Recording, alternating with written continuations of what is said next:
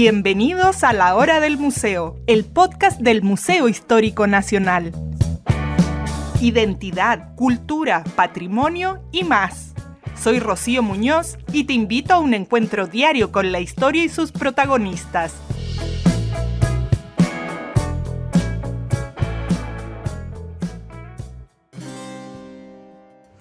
Estamos en la Biblioteca Patrimonial Dominica, aquí en la Avenida Recoleta, dentro del Centro Patrimonial Recoleta Dominica, un lugar maravilloso que vamos a recorrer hoy día junto a Raquel Abella, su directora, y junto a Macarena Riva, quien es una de las talleristas de CIENART. Es una actividad que va a tener lugar durante todo junio y partecita de julio, donde uno puede aprender a encuadernar la historia de estos libros maravillosos y todos los oficios que tienen que ver con este mundo de los libros.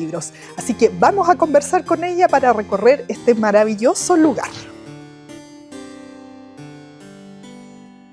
Y aquí estamos en esta biblioteca increíble con Raquel y Macarena. Bienvenidas a La Hora del Museo y estamos ya, desde ya, antes de empezar, maravillados con este lugar increíble que nos puedan recibir para contarnos la historia de este lugar, lo que está ocurriendo y lo que va a ocurrir. Así que un gusto poder conversar con ustedes. Muchas gracias, Rocío.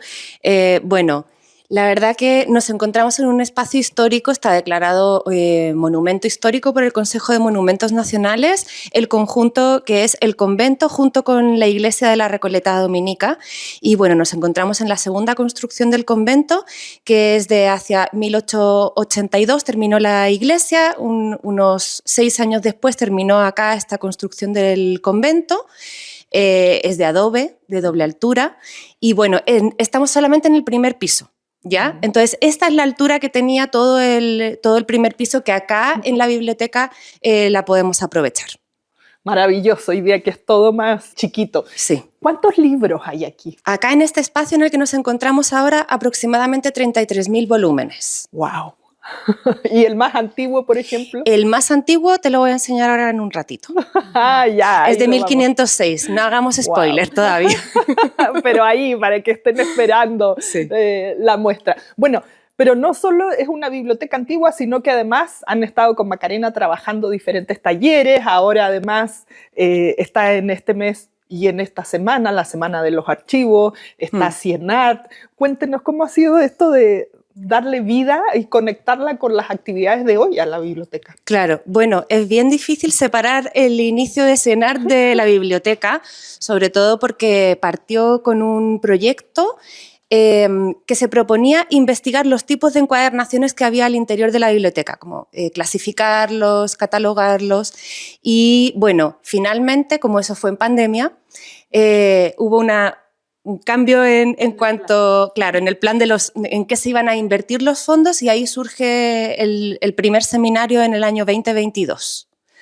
Y desde entonces, bueno, llegó tanta gente al seminario online que prácticamente nos vimos obligadas a proponer una propuesta, además de talleres, para poder dar a conocer todos estos oficios de manera más práctica. Macarena, tú eres encuadernadora, además artista, vienes de la línea del arte hasta la encuadernación. ¿Cómo fue esta fusión? ¿Cómo encontraste la Biblioteca Recoleta Dominica o Patrimonial? Así la pueden buscar en Instagram, ya vamos a dar todos los detalles. Sí, bueno, yo llegué a raíz de mi carrera de la pedagogía en arte. Llegué un día por una muestra que vine al Museo de Artes Decorativos y entré aquí y me voló la cabeza, por supuesto. Dije, ¿qué onda esta joya que yo no sabía que existía? Y me di cuenta que era un espacio al que yo quería volver en algún momento. Y por cosas de la vida volví a estudiar. Estudié el técnico en conservación y restauración. Y cuando decidí que me quería dedicar a papel y a libros, dije, voy a ir a la Recoleta. Y busqué por internet el correo de Raquel, se lo pasé a mi profe guía y le dije, quiero estar ahí, no sé nada, porque claro, finalmente en la carrera de técnico en conservación nos enseñan más bien obra plana o cartas, mapas, pero cuando me enfrenté a un libro me di cuenta que no sabía mucho de conservar libros, porque tienen otros componentes, hay costuras, hay otras materialidades, hay grabado, hay dorado, entonces finalmente me di cuenta que no tenía mucho conocimiento. Y justo me encontré con Liz y, y su grupo de chicas, con Victoria y con Pamela, que estaban haciendo el primer seminario. Coincidimos que estaban ellas mientras yo hacía mi práctica, y una vez que finalicé mi práctica me incluyeron. Parece que hicimos buenas migas y me incluyeron en el proyecto. Así que así llegué aquí, así me he dedicado también a la encuadernación. He aprendido mucho de encuadernar con las chicas, con otras personas. Me parece muy importante que se compartan estos saberes y nada, pues, estamos aquí trabajando muy duro.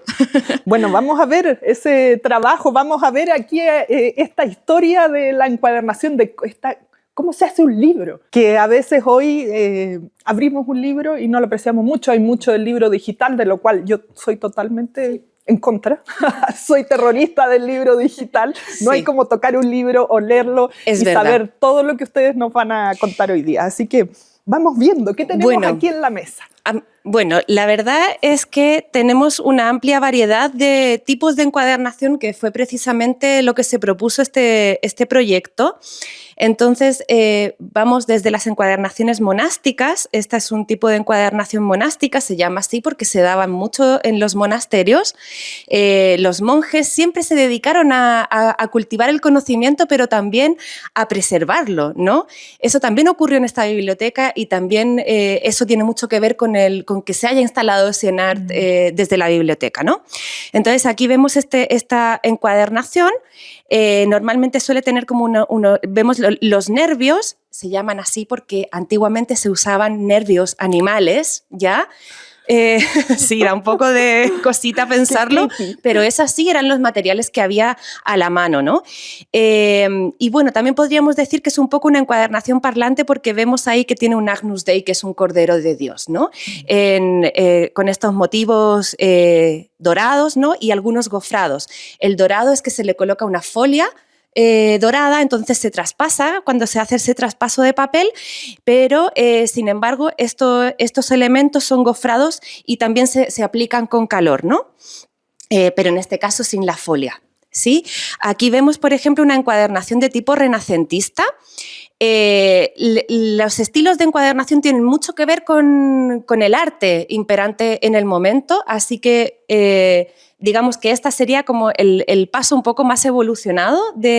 Ya vemos que acá los nervios empiezan a desaparecer, a diferencia de la gótica, que les gustaba mucho que se viera bastante el nervio. Y después tenemos por aquí algunas encuadernaciones en pergamino.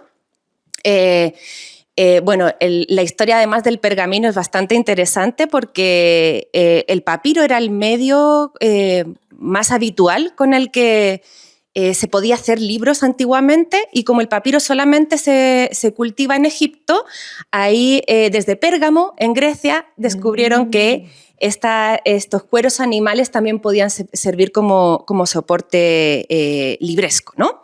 ¿Qué más tenemos por acá? Bueno, esta es otra de nuestras encuadernaciones góticas o monásticas, y aquí ya vemos, por ejemplo, algunos papeles mucho más modernos. Es que todavía no me pongo los guantes, así que si me esperan un poquito... Vamos a ver qué hay dentro de todos estos libros. Bueno, el tema de los guantes lo preguntan mucho, sí, es por protección. ¿Hay que usar o no hay que usar? A ver, lo que pasa es que nosotros, las personas, tardamos como, ¿cuántos minutos? Como unos 5 minutos en segregar grasa en las manos, ¿ya? Entonces, les podemos traspasar esa grasa, pero además acá nos encontramos en una biblioteca en la que podemos encontrar algunos insectos no deseados. Entonces es un poco de ida y vuelta, ¿no? Es para protegernos a nosotros, pero también para proteger a los libros.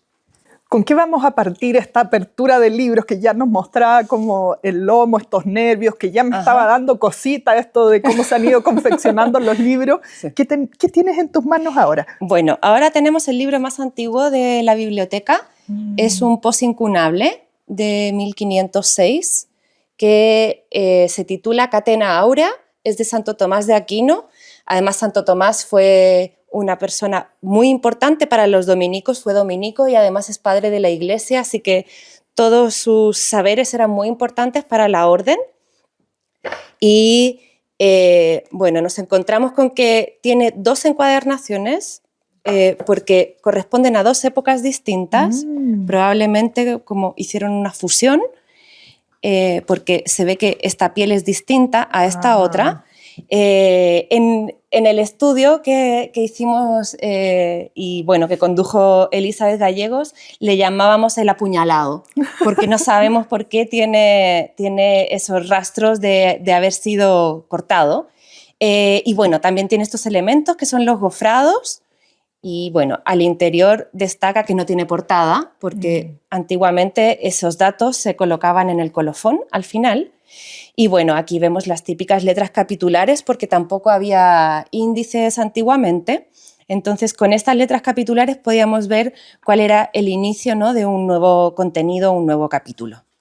¿Cómo se puede leer un libro? ¿Cómo se va sabiendo la historia de qué está hecho? No sé si todos traen el año. ¿Quién lo...? Si se puede, me imagino que habían dibujantes específicos de las letras capitulares.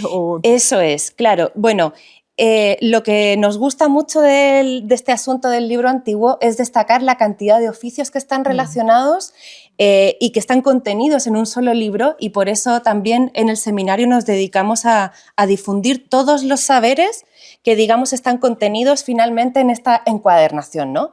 Porque la encuadernación es lo que le dota de cuerpo.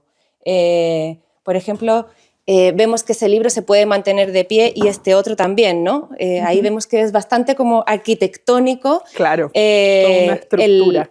Efectivamente, la estructura del libro, ¿no?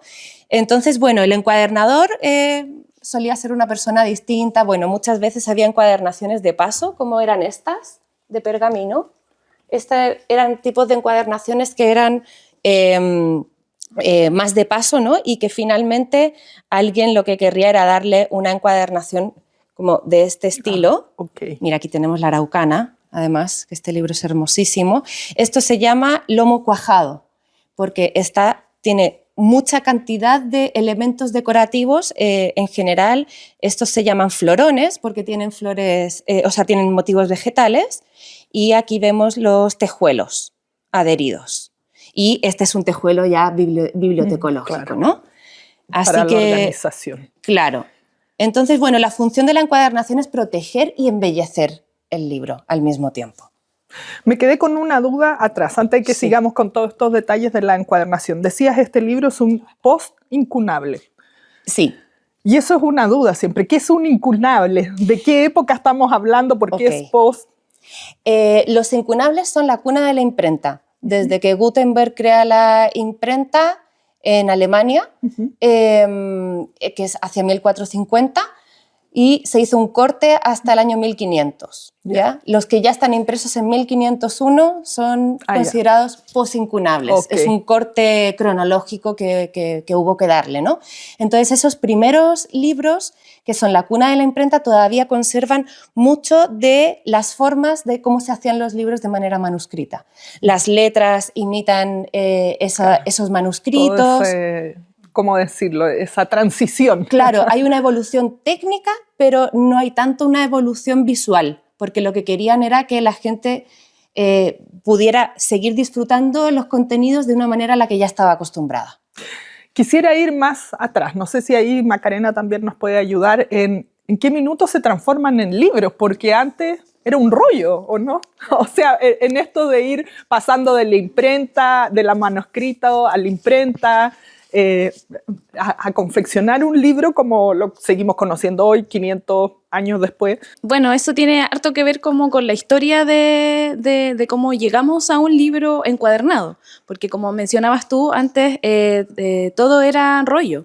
Del papiro eran rollos gigantes, después el pergamino empezó a tratar de a encuadrar un poco más este formato, pero finalmente se ocuparon rollos hasta que se encontraron los primeros códices que ya estaban encuadernados, que eran estas especies de carteritas que empezaron a usar el pliegue, digamos, el cuadernillo. Entonces ahí comenzaron estos formatos y claro, hay una evolución de temas de lo práctico que eran, andar con un rollo de 16 metros en el brazo no era tan fácil de consultar, de transportar. Entonces finalmente, como dice Raquel, la idea era proteger los escritos y poder transportarlo, y luego se pasó al embellecimiento, como todo esto, digamos. Y claro, como hay hartos oficios que convergen en un solo ejemplar. Estamos hablando del que escribía, que ponía los tipos móviles para la impresión, el que doraba, el grabador, el que iluminaba esos grabados. Entonces finalmente... A ver, vamos como describiendo Sí. cada cosa, no sé si de afuera hacia adentro, Claro. o de adentro hacia afuera en cada libro. Sí. ¿Qué es qué? ¿Qué es el dorador? ¿Qué es Claro. el de los tipos móviles? El de los tipos móviles eran que finalmente imprimía, digamos. Ya. Ponía letra por letra hasta terminar... Increíble ese sí. trabajo. Cajista. Claro, el que trabajaba con los formatos, las cajas de texto, y luego se imprimían. El dorador es el que termina poniendo los dorados en las portadas, en las tapas. Que también ese es un oficio que todavía está vivo y que todavía se fomenta. En el seminario tenemos un taller de dorado y es una locura porque es tercera vez que lo hacemos y la gente tiene mucho interés en conocer cómo se doraba, cómo funciona. Y claro, el grabador era otro, el que se encargaba de las ilustraciones, por ejemplo, de hacer las letras capitulares. Es todo un mundo una letra capitular. Sí, sí, o sea, si uno se pusiera a verlas con atención todas, hay muchas que son muy atractivas. Vemos otro oficio aquí que está un poco escondido en los libros. ¿De qué se trata, Raquel? Sí, bueno, este es de mis oficios favoritos. Es la confección artesanal de papel. Antiguamente los papeles se hacían con trapos de lino o de algodón, generalmente. Y bueno, se tenía una trama, ya, se llama así, la forma, ¿cierto? Aquí podemos ver esa trama con líneas tanto horizontales como verticales, y todo esto que vemos aquí se denomina filigrana o marca de agua.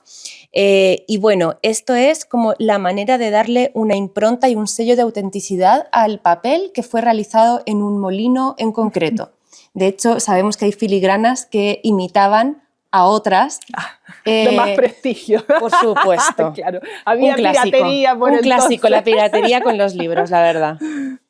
Qué maravilla eso de dejar en el papel este nivel de detalle. ¿Qué libro es este? Este son unas cartas de Santa Teresa. Bueno, esta es una encuadernación en pergamino, además que creo que está muy bonita para mostrar este pergamino flexible, porque generalmente, como no tiene una tapa muy gruesa, lo que necesita es de estos botones para poder cerrarlo. Mira, todavía conserva su botón. De hecho, este lo perdió. Y bueno, podemos ver cómo sale los nervios salen hacia afuera de la encuadernación en este tipo de encuadernaciones, y también me gustan mucho porque no se podía imprimir muy bien sobre el pergamino, así que en general se escribía a mano.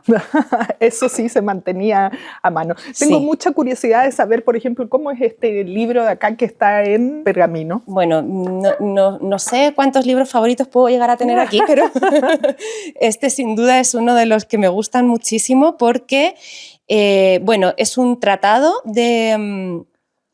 de conchas marinas, ¿no? Wow. Como que es muy específico, es de los primeros que hay, se llama Recreatio Mentis et Oculi, de Filippo Bonanno. A ver, veamos el año. Aquí hay que saber números romanos, porque si no estás perdido. 1684. Eso. Ya, entonces, bueno, no sé si pueden escuchar la sonoridad del papel. También es algo bastante como característico, ¿no? Bueno, vemos que queda bastante marcadas las letras, ¿no? Con la tinta, y hacia el final tiene una parte muy interesante que es la representación de estas conchas. Bueno, ahí digamos que empieza esta parte ya más visual del libro, y hacia el final nos encontramos con unas representaciones bastante curiosas. Serían como unas fotocopias de la época. Sí, prácticamente. Sí, se nota muy bien la marca del tórculo. Estos son grabados, ¿ya? Probablemente calcografías. Sí, pueden ser calcografías, igual como hay que hacer una investigación sobre esto, no voy a ser irresponsable. Probablemente sean calcografías. Claro, o sea, ahí se nota el gofrado, que es la marca que deja el tórculo una vez que pasa por la prensa, que es cómo funciona cualquier grabado, digamos. Y claro, lo interesante de esto es que, como mencionaba anteriormente, habían personas que se encargaban de estos trabajos, personas particulares que se les encargaban los grabados de ciertas temáticas de ciertos libros y lo realizaban como de manera muy específica según lo que les estaban pidiendo. Y los iluminadores eran los que pintaban estos grabados, que se encargaban de pintarlos. Hay muchos con acuarela, hay otros con watch, que también es una acuarela de otro tipo, pero finalmente tiene mucho que ver con otro de los oficios que habían en los libros. Vamos a seguir mirando aquí estas Al joyitas respecto que tienen. de lo que acaba de mencionar Macarena, me gustaría destacar este libro que tenemos justamente ahora en exhibición, que es uno de los atlas de Claudio Gay. Tenemos algunos de los atlas coloreados y otros no. Entonces, también es muy distinto la apreciación que tenemos de un libro cuando está con todos estos detalles. Bueno, además tenemos ahora esta exposición sobre ilustración botánica, que es muy importante como todo el colorido, porque en el fondo, gracias a los libros, se difundieron muchísimo los conocimientos científicos en todas las épocas. Ahora, claro, tenemos otros medios, ¿no? Claro, pero internet. antiguamente no. Y sí, si pensamos en una biblioteca y en cómo se accedía al conocimiento, antiguamente era pasar muchas horas buscando algo, no era como ahora con tanta inmediatez, ¿no? Tenemos muchas más portadas del libro. Esta, por ejemplo, es de cuero. ¿Es de cuero o no? Al menos eso veo yo. Esta tapa es de cuero. Tiene estas bellezas que nos encantan particularmente al grupo de Sionart. Tiene, por ejemplo, los nervios, que también se destacan harto, sobresalen bastante. Lo bonito de esta portada, esta tapa de cuero, es que tiene, por ejemplo, estos pequeños injertos. Son los intentos de restauración que se hacían.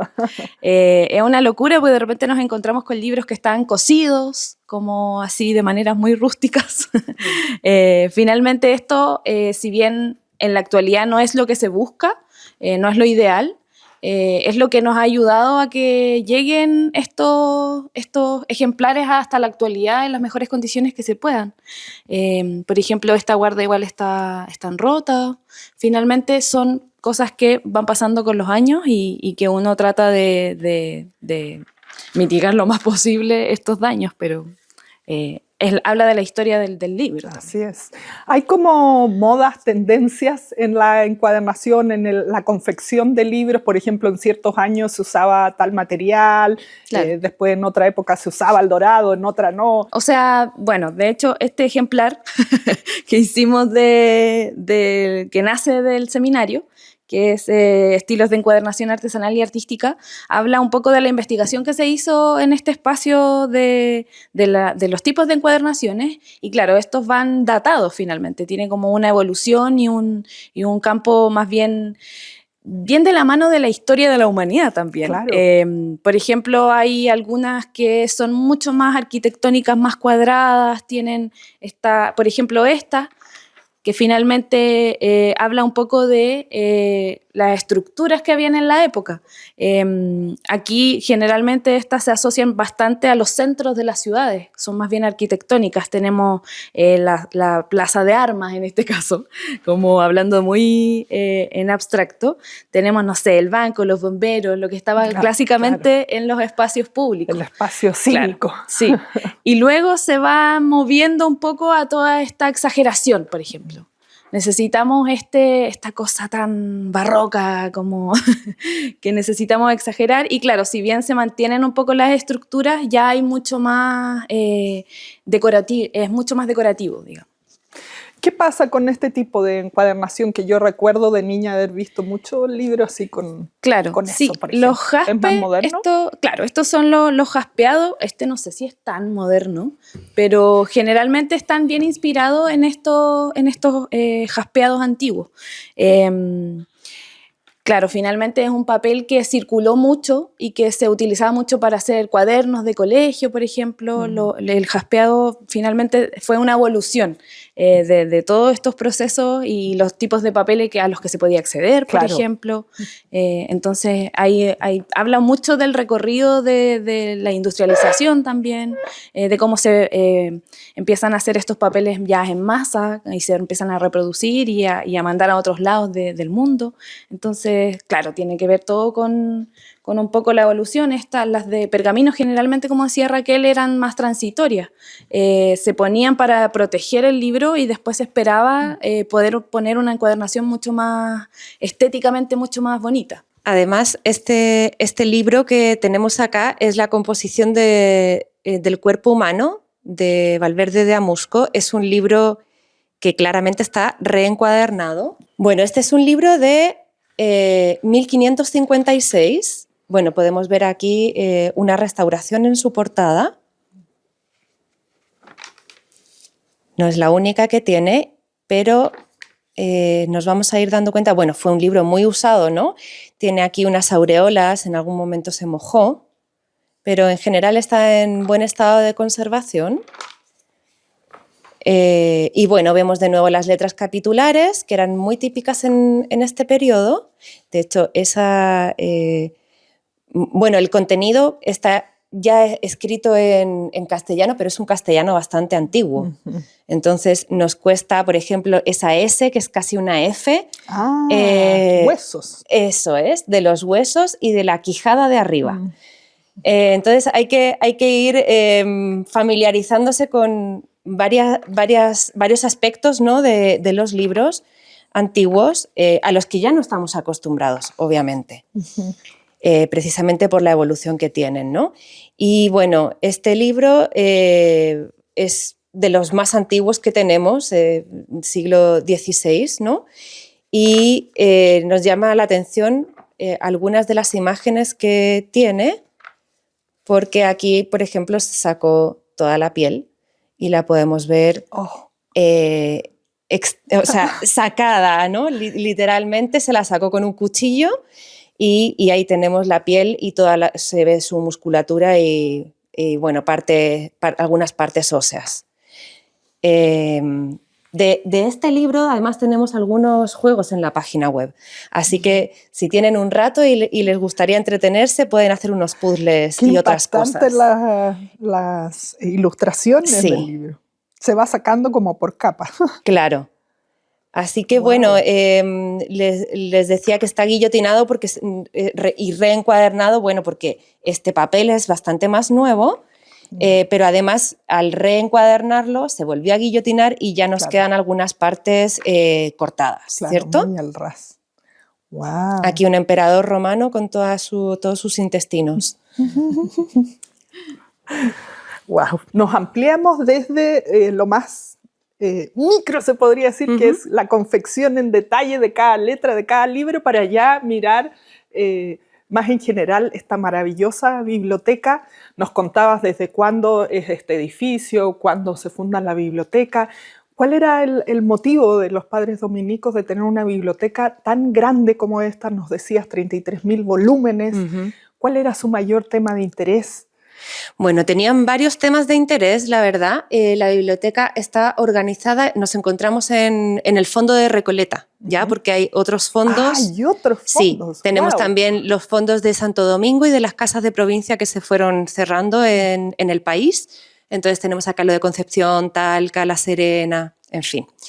Pero acá, lo que vemos en este salón museal, parte acá con los 0, que son obras generales, después tenemos los 100, que son filosofía, por allá hay aparte religión, y religión recorre todo este primer piso y sube. De hecho, allí tenemos una serie de libros que son sobre patrología. ¿Qué sería la La patrología patrología? son los padres de la Iglesia. Ah, ok. Estudios de los padres de la Iglesia. Y cuando dices religión, ¿es religión católica solamente o también hay obras de Mira, otras religiones? hay un libro que me encanta que es el Sistema Brahmanicum, o sea, hinduismo. Entonces, en general, obviamente hay mucho de religión católica, tenemos muchísimas Biblias, de hecho por aquí tenemos algunas hagiografías o vidas de santos. Entonces, es bastante como completo la colección que tenían sobre religión, sobre todo porque me imagino que era lo que más tenían que echarle mano, ¿no? Porque los dominicos se conoce también como la orden de predicadores, entonces se dedicaron a predicar y también a la enseñanza. ¿Ya? Bueno, por eso aquí al lado está el colegio. De hecho, el fundador del colegio, el por el otro otro es lado. Vicente González. Sí. Bueno, ya les vamos a ir Y contando seguimos- de los personajes, además que están aquí presentes aún en la biblioteca. Ujú. Y bueno, por aquí seguimos con la parte de derecho. Después por allá tenemos ya lo que viene siendo historias naturales, obras científicas. Después venimos con ciencias sociales, literatura y por allá tenemos libros de historia, geografía, arte. O sea, son todas las materias de, digamos, de conocimiento antiguo, ¿no? Si nos ponemos a buscar cosas muy modernas, no vamos a encontrar mucho. Hay libros que hayan estado, aquí la parte como del chisme, ¿eh? Libros que hayan estado prohibidos o rescatados o que solo algunos podían consultar. Mira, Sebastián Díaz, que fue el segundo prior de la Recoleta, él tenía acceso, tiene una carta que yo he podido revisar en el archivo de Santo Domingo, que dice que tenía acceso a tener y leer libros prohibidos. Y aquí, por ejemplo, tenemos una serie de libros que son los Index Librorum Prohibitorum, que son índices de libros que ya estaban prohibidos por la Iglesia, porque la Iglesia era quien determinaba si los libros podían ser de dominio general o no. Así que, Esa bueno, es la sección que me gusta esa es mucho. una de las secciones prohibidas, sí. Más También o tenemos menos, libros de magia. para hacernos una idea, como más o menos qué libros estarían en esa... Bueno, cualquier libro que tuviera que ver con el calvinismo, por ejemplo, y Ya, otras como que estuviera en contra de la derivaciones, iglesia digamos, claro, tradicional. iglesia evangelista, por ejemplo, claro, todo eso estaría en contra, pero también los remedios abortivos, en fin, todo aquello que no querían que fuera de difusión general. Qué interesante. De hecho, nos hemos encontrado con libros que están de frentón rayados, como censuradísimos. Ya, Así vetado como vetados, totalmente. vetados. Sí, esto no se puede leer. Y es, bueno, habla un poco del contexto también, como que también habla mucho de la historia de este espacio. Entonces, no nos extraña tanto que haya censura. ¿Cómo se puede estudiar todo esto? Aprovechando que Macarena nos dice, han examinado algunos libros, es como un poco imposible abrirlos y saber qué tienen todos. Ahí ya depende también de los investigadores que te pidan colaboración a ti para venir a estudiarlo. ¿Cómo se hace esa parte? Claro, bueno, buenísima pregunta, Rocío, porque ahí entonces te cuento que efectivamente esta biblioteca se usa, ¿ya? No somos solamente un museo bibliográfico, sino también un centro de información, o sea, una biblioteca propiamente, digamos, ¿no? Entonces, prestamos aquellos ejemplares que estén en buen estado de conservación. Precisamente porque, digamos que la conservación es como el punto, digamos, inicial de todas las acciones, porque esta es una colección única.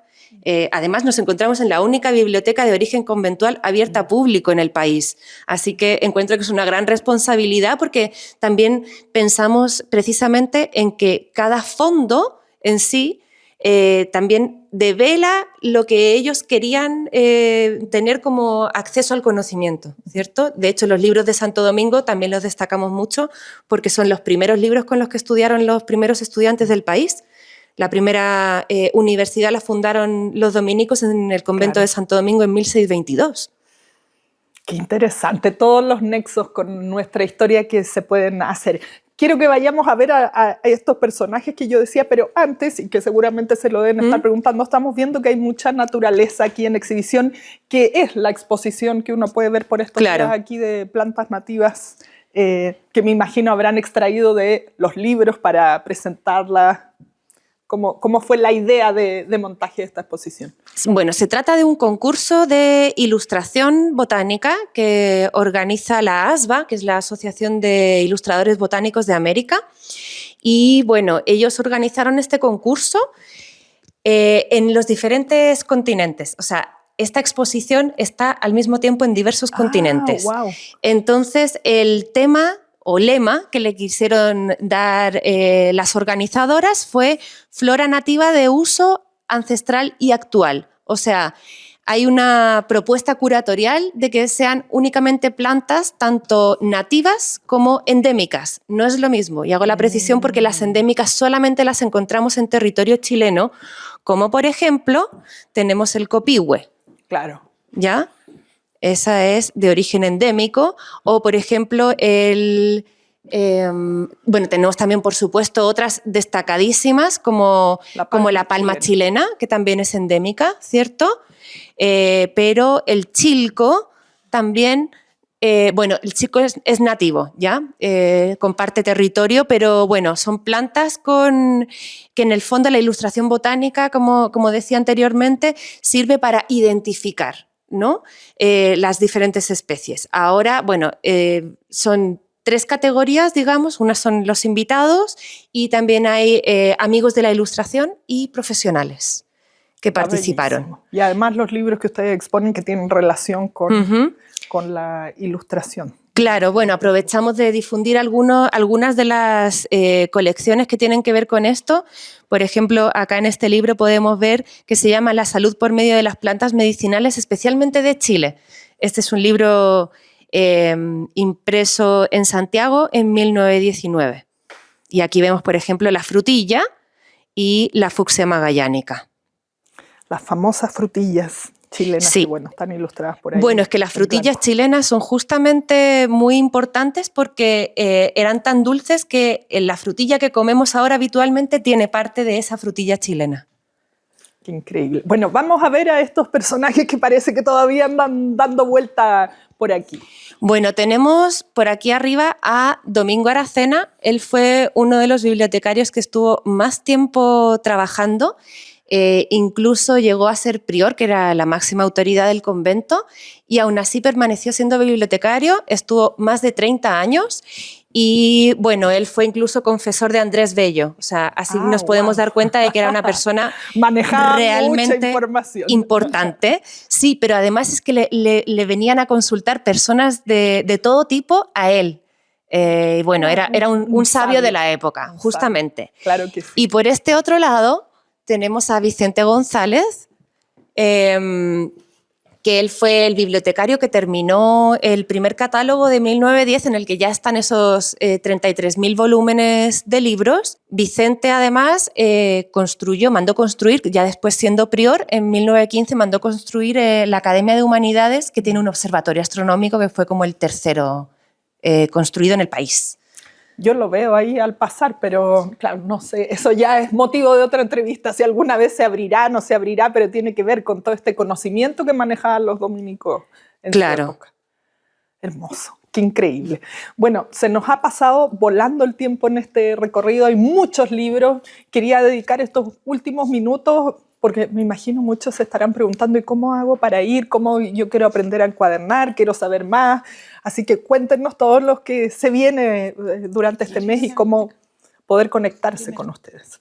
Bueno, para venir a la biblioteca solamente hay que venir en nuestro horario de apertura general. Me refiero acá, en este salón que nos encontramos ahora, de martes a viernes de 10 a 5 de la tarde y los sábados de 10 a 2 de la tarde. ¿Ya? Y si quieren, sin embargo, consultar algunas colecciones, ahí nos tienen que contactar. Claro, tienen toda la información en nuestra página web, también nos pueden escribir por redes sociales, @bibliodominica. Y en cuanto a la encuadernación, bueno, estamos justo en el periodo de nuestro seminario, entonces quería aprovechar de recordarles que tenemos también talleres presenciales, aparte de las ponencias de todas las sesiones de los miércoles. Y este martes tenemos a Liz Gallegos, que va a hacer su taller de papel al engrudo, que son papeles decorados al engrudo, que en la biblioteca no tenemos papeles decorados al engrudo, pero también es una técnica de decoración de papeles antigua, era de las primeras que se hacían también. así que los dejamos invitados a esos talleres. Tenemos muchos, así que pueden meterse en nuestras redes sociales también. Tenemos toda esta jornada hasta como la segunda semana de julio. Tenemos talleres presenciales. Hay tiempo para participar. Sí. Y también hay online, ¿no? Charlas online. Tenemos las charlas online los días miércoles. Se pueden inscribir a la jornada de Zoom. Son todos los miércoles de junio. Este miércoles tenemos la jornada de puesta en valor, que va a mediar Raquel. El miércoles pasado tuvimos la jornada de conservación y restauración de libros conmigo.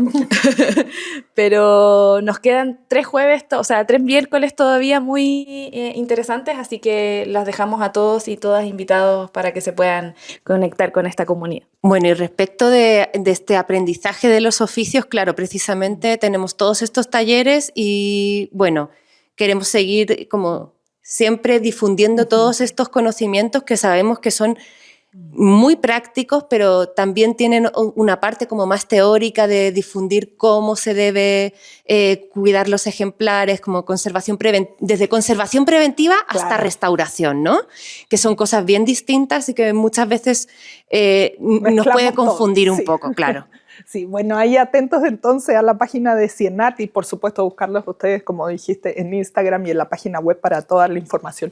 Muchas gracias, me siento privilegiada de que nos hayan llevado por este recorrido a través de la biblioteca. Gracias a ti. Muchas gracias. Esto fue La Hora del Museo, un encuentro cotidiano con nuestra historia, el podcast del Museo Histórico Nacional.